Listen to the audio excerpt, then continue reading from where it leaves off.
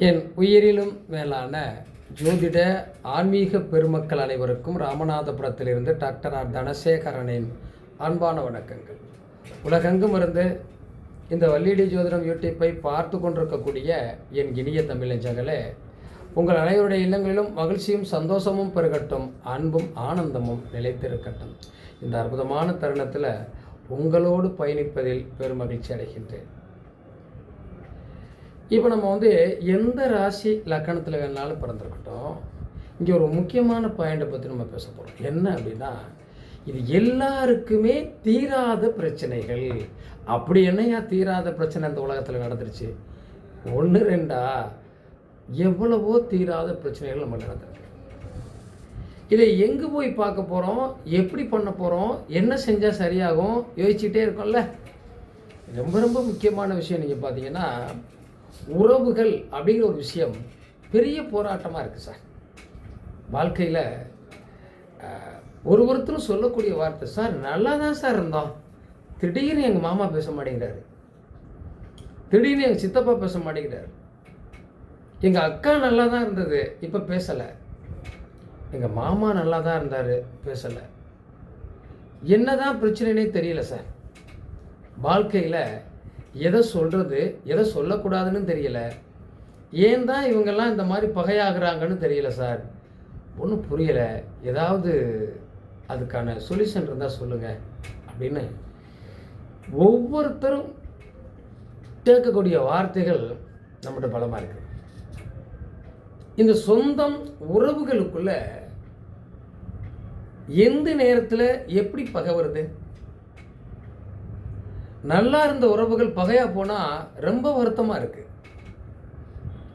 இந்த வருத்தமான மனநிலையோட வாழ்க்கையில் வாழ முடியாது பாருங்களேன். கூடி வாழ்ந்தால் கோடி நன்மைம்பாங்க. இன்னைக்கு உறவுகள் எப்படி கூடி வாழுது? ஏதாவது ஒரு குறையை கண்டுபிடிச்சு அந்த குற்றத்தின் மேலேயே எதையாவது ஒன்று சுமத்தி உறவுகள், சொந்தங்கள், நட்புகள் எல்லாம் பகையாக போகிறது ஐயா. வாழ்க்கையே வெறுத்து போயிருதா இல்லையா? 12 ராசியில்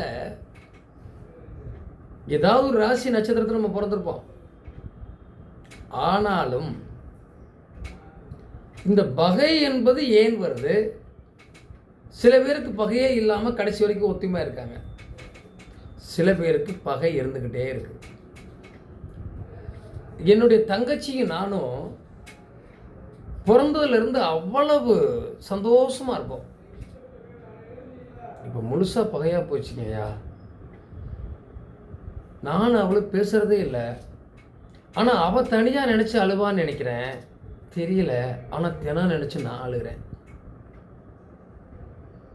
இதெல்லாம் இப்படி நடக்கிறதுக்கு காரணம் என்ன? எங்கிருந்து இந்த விஷயங்கள் உருவாக்கப்படுது? வருத்தமாக இருக்குல்ல.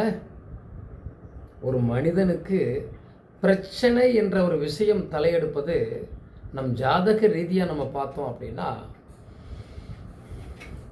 ஒவ்வொரு கிரகங்களும் உறவுகளை குறிக்கிறது. நம் ஜாதகத்தில், ஜனன ஜாதகத்தில் இருக்கக்கூடிய கிரகங்களை எந்த கிரகங்கள் டச் பண்ணுதோ அதற்கான பலன்களை நாம் எதிர்பார்க்கிறோம். அப்படி தானே? அப்போ இந்த கிரகங்கள் ஒன்று டச் பண்ணி போகும்போது ஏதோ ஒரு பிரச்சனையும் கொடுத்துருதா அப்படின்ற கேள்வி நமக்கு வருதுல்ல. நிச்சயமாக வரும். ஏன்? சூரிய பகவானை அவர் எந்த இடத்துல இருக்கனாலும் இருக்கட்டும், சனியோ கேதுவோ கோச்சாரத்தில் தொடுகிற போது அப்பாவுக்கும் பிள்ளைக்கும் பகை ஏற்படுகிறது, அல்லது அவர்களை பிரிக்கிறது, அவங்களுக்குள்ள ஒரு மன வருத்தங்களை ஏற்படுத்துகிறது. அப்பா சொல்கிறார், என் பையன் எப்போதுமே என்னோட பிரச்சனைக்குரிய விஷயமா இல்லை, ஆனால் இப்போ கொஞ்ச நாளாக என்கிட்ட பேசுகிறதே இல்லை, நான் அவனுக்கு ஒரு குறையும் வைக்கலை, எதனால இருக்கான்னு தெரியல. பையன் சொல்கிறாரு, இது வரைக்கும் என்னோட அப்பா எனக்கு எந்த குறையும் வைக்கலை, என்னை நல்லா பார்த்துக்கிட்டாங்க, அதெல்லாம் குறை சொல்ல மாட்டேன். கொஞ்ச நாளாக எங்கள் அப்பாவுடைய நடவடிக்கைகள் சரியில்லை, ஒரு சாரா பேசுகிற மாதிரி இருக்குது. என் அண்ணன் பக்கம், எங்கள் அக்கா பக்கம், என் தங்கச்சி பக்கம். நான் உழைச்சி ரொம்ப கஷ்டப்பட்டு அப்பாட்ட தான் கொடுத்தேன், ஆனால் அப்பா எனக்காக எதுவும் செய்யாத மாதிரியே தோணுது என்ற ஒரு எண்ணம் எப்போது வருகிறதுனா, இந்த கேதுவோ சனியோ கரெக்டாக போய் அந்த இடத்த தொடுகிறப்போ வருத்தமாக இருக்குல்ல. அப்போ இது அப்பா பிள்ளை உறவுகளுக்குள்ளேயே ஒரு விரிசலை கொண்டு வருது. அப்போ இந்த கேதுவோ சனியோ போய் சூரியனை தொடுகிற போது, இந்த பாதிப்பை கொடுக்கிற போது எவ்வளவு மன வலி ஏற்படுகிறது. அப்பாவளி பூர்வீக சொத்துல பிரச்சனை இல்லை, அப்பாவளிகள் சொந்தங்கள் எல்லாம் பகை. ஏதோ ஒரு காரணத்தை கொண்டு வந்து இங்கே டச் பண்ணுது. அரசு சம்பந்தப்பட்ட அரசு துறையில் அரசியலில் பெரிய லெவலுக்கு இருந்தனா இந்த கேது சனி தொட்ட போது மக்களால் நான் கெட்டவனோ அல்லது மற்றவர்களால் அரசியலில் நான் மேலே இருக்கிற போது எனக்கு மேலே இருக்கக்கூடிய அரசியல்வாதிகளே நான் ஏதோ தவறு செய்தது போல் என்னை ஓரங்கட்டுவது போல தோணுது. இதெல்லாம் நடக்குதுல்ல. சந்திரனை கேதுவோ சனியோ கோச்சாரத்தில் தொடுகிற போது அம்மாவுக்கும் பிள்ளைக்கும் பகை வருதுங்க. என்ன செய்வாள்? அதாவது பெற்ற தாய் என்பவர்கள் எப்போதும் ஒருபோதும் பிள்ளைகள் மீது குறை சொல்வதே இல்லை. அது எவ்வளோ பெரிய கோபமாக இருக்கலாம், அடிக்கலாம், பிள்ளைகளை திட்டலாம்.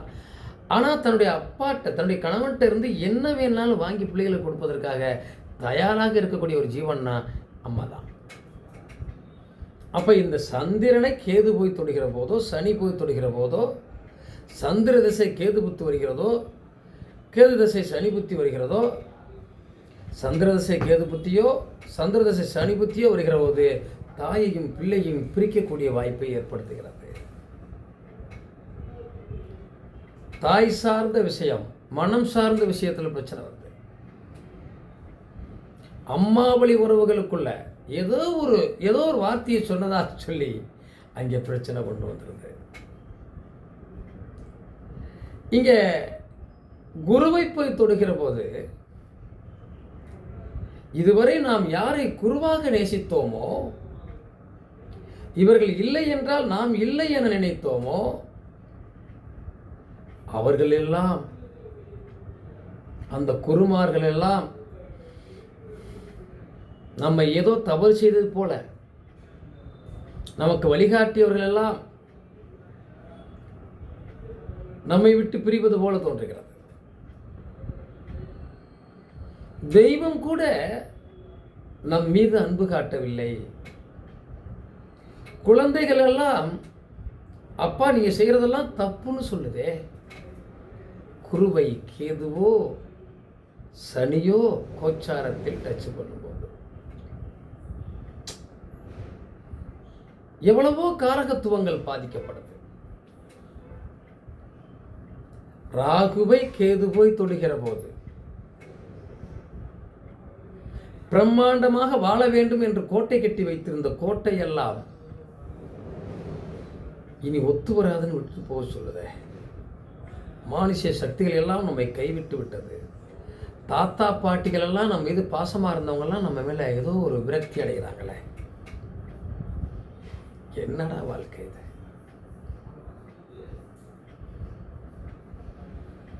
புதனை போய் கேதுவோ சனியோ தொடுகிற போது எங்க மாமா நான் உயிர், சண்டையே போடல, ஒண்ணுமே பேசல, ஆனா என்கிட்ட பேசுறதே இல்லை.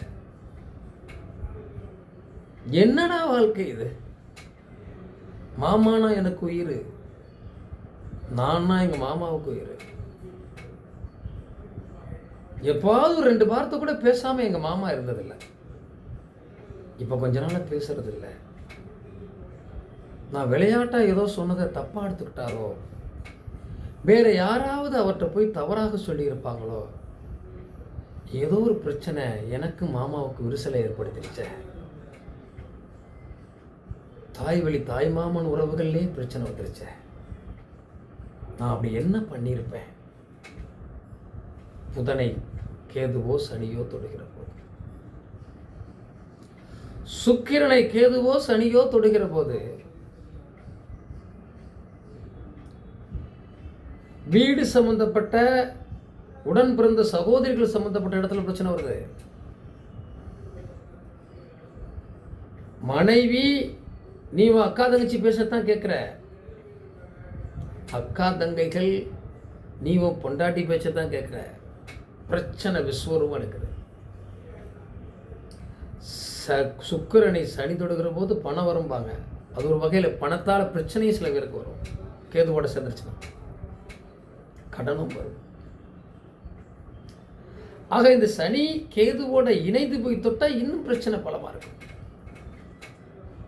வாழ்க்கையில் எவ்வளவு பிரச்சனைகளை நாம் சந்திக்க வேண்டியிருக்கிறது. கேது மீது கேது பயணிக்கிற போது, ஏற்கனவே கேது இருக்கு, அது மேல கேது பயணிக்குது. என்னடா சாமி இது? சாமியே நான் கும்பிட மாட்டேன் போ. கடவுள் மீது இருந்த நம்பிக்கையெல்லாம் போச்சு, என்னை சாமி ஏமாத்திடுச்சு. ரொம்ப நெருக்கடிகளை தருது. கடனுக்கு மேலே கடன், ஓடி போயிடலாமான்னு தோணுது. இந்த உலகமே நமக்கு வேணான்னு வெறுத்து போச்சு. உலகத்தினுடைய வாழ்க்கை மீது அன்பே இல்லை. கேதுவை சனி தொடுகிற போதும், சனியோடு கேது சேர்ந்து கோச்சாரத்தில் கேது மீது ஏறி போகிற போதும் அவ்வளவு வெறுப்பான வாழ்க்கையை கொடுக்கு. ஏன் இந்த உலகத்தில் இவ்வளவு பெரிய கடன் பிரச்சனை எப்படி வந்துச்சுன்னு எனக்கு தெரியலையே. நெருக்கடிகள் என்னை நெருக்குகிறதே. யார் செய்த சோகம் இது? யாரோ எனக்கு செஞ்சுட்டான். இவ்வளவு பிரச்சனை வருது பாருங்களேன். சனியை கேது தொடுகிற போது, கோச்சாரத்தில் வரக்கூடிய கேது அல்லது சனி மீது பயணிக்கிற போது கேதுவோடு, சித்தப்பா வழி, மூத்த அண்ணன் வழி, இவங்கெல்லாம் திடீர்னு பேச மாட்டேங்கிறாங்க. நான் என்ன சொன்னேன்? எனக்குள்ள சொத்தை கொடுத்துருக்கேன், எனக்குள்ளதை கொடுத்துருக்கேன். நான் தப்பா பண்ணேன்? நான் நேர்மையாக தானே கேட்டேன். எனக்குள்ளதை கொடுத்துருங்கப்பான்னு கேட்டேன். அவ்வளோதான். அவங்களுக்கு அவ்வளோ கோபம் வந்துருச்சு, பேச மாட்டேங்கிறாங்க. எனக்கு அவங்களுக்கு சம்மந்தமாக போச்சு. நீண்ட நாளாக என் மேலே பாசமாக இருந்தது எங்கள் சித்தப்பா, எங்கள் மூத்த அண்ணன், பங்காளி எல்லாம் என் மேலே அவ்வளோ பாசமாக இருந்தாங்க. அவர்களெல்லாம் என்னோடு இப்போது பேசுவதில்லை. வருத்தமாக இருக்குல்ல. இதை செய்வதும் இது நம்முடைய ஜாதகம் தானே.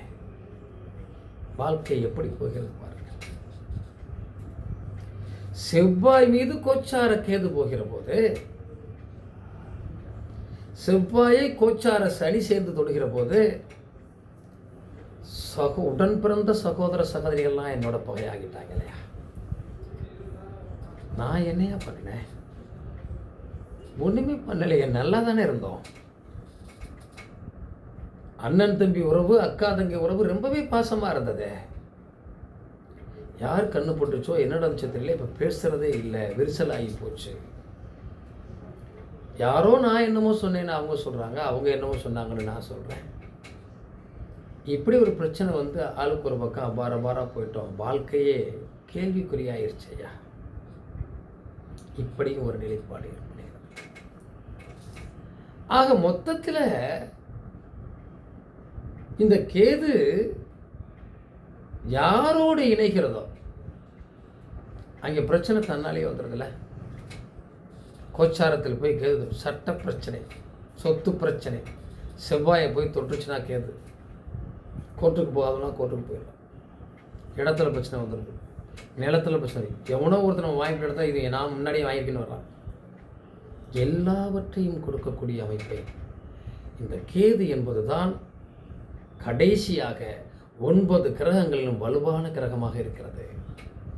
இந்த கேது தான் எல்லா கிரகத்திற்கும் பலமான கிரகமாக இருக்கிறது. இந்த கேது தான் கர்மாவின் வெளிப்பாடு.